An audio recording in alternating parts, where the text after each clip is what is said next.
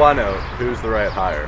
Number one thing that you use to decide when you hire is culture. What a great question I always think is like, are they one of us? And if you don't know, like, what does one of us mean, then it means you might not have a company culture, right? So every time, first thing I'm looking for is, are they one of us? Do they fit our culture? Number two, do they fit the attitude that we have? Always. So that's how you know if they're a good fit. All right, here's a really good question. How much money should you be spending in order to acquire a lead, like a hiring lead, an applicant? Well, if you go on Indeed or you go on Facebook or ZipRecruiter or whatever, I mean, you could be spending a bunch of money. What we're seeing right now is a lot of companies are paying 30, 35, 40 bucks per applicant.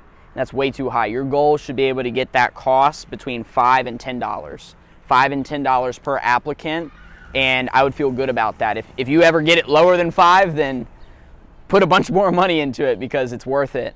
But when you see that cost being like $25, $30, $40 per applicant, like that's way too high, and you need to reevaluate the budget and where you're putting money, I would start looking at ways that are low budget avenues, because you can get probably just as much results for less money, and you'll be able to keep more dollars in the business. So $5 to $10, that's the sweet spot. If you're paying more than that, then stay away from that.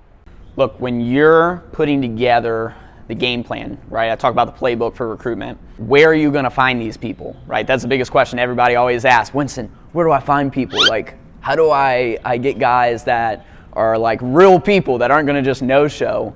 And one of the things that you have to start with, in my opinion, is believing in what you have to offer. That's gonna be the number one source for you. That right there? That's somebody that could be in your business. UPS, they got thousands of employees. Do you think these people like wearing brown all the time? No. They literally sprint out of their truck to go drop off packages. The question is, do you have something better to offer them?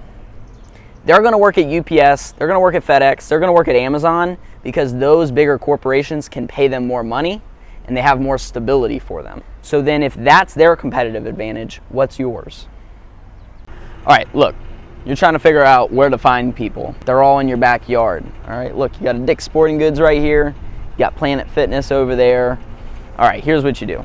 Do this tactfully, okay? But you should always have a recruiting business card, okay? It's like just a little card that has name, phone number, email. And when you go in places and you have really good service from somebody, you say, hey, thanks so much for the great service. Here's my contact. We're always looking for great people. Are you looking for a better place to work, okay? And you hand them that card, you walk out, you have their contact info, and then you reach back out to them, okay? People that are really good employees, they already have a job.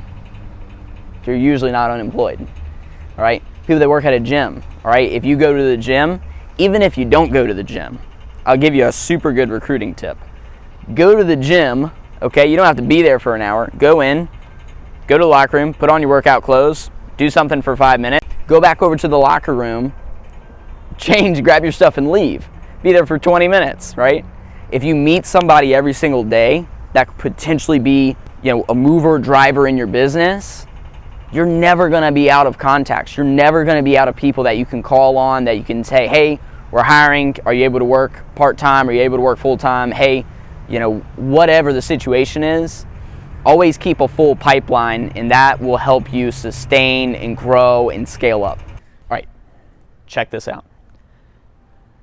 This is where you find people.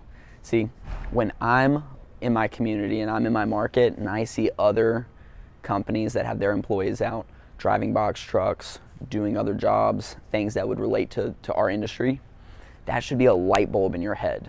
Like, I'm gonna write down that company name, and then I'm gonna recruit and poach as many people from that company as I can, because without that, where are you finding people? Where are you finding people that you know that they've driven box trucks or they do some type of labor work? So start looking at your community as recruiting all the time.